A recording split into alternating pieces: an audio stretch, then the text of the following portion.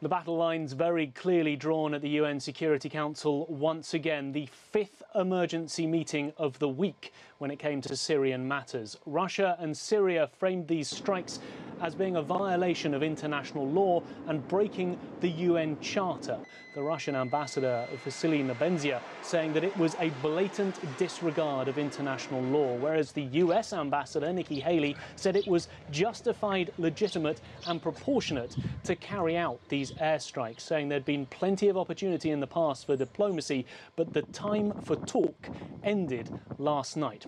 We call on the United States and its allies to immediately end the aggressive actions against Syria and to refrain from them in the future.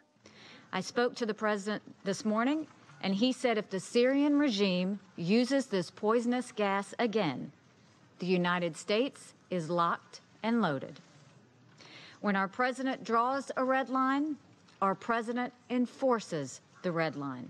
China said that this was a violation of the UN Charter, the ambassador warning that it could further handicap the Syrian conflict. Any unilateral military action bypassing the Security Council runs counter to the purposes and principles of the UN Charter and violates the principles of international law and the basic norms governing international relations, and will further complicate the Syrian issue. So there are fears as to what may now happen and what the next steps could be for the United Nations Security Council. There was a resolution presented before the Council on Saturday morning by Russia. Unsurprisingly, it failed to pass. It was a resolution condemning those airstrikes in the strongest possible terms, saying they were a violation of international law and the UN Charter. It only received, out of 15 members, 3 votes in favour, including one from China.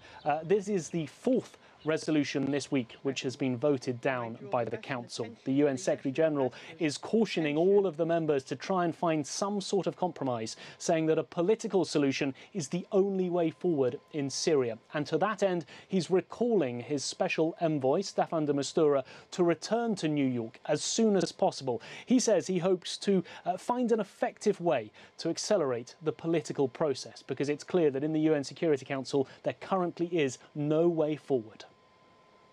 Nick Harper, CGTN, New York.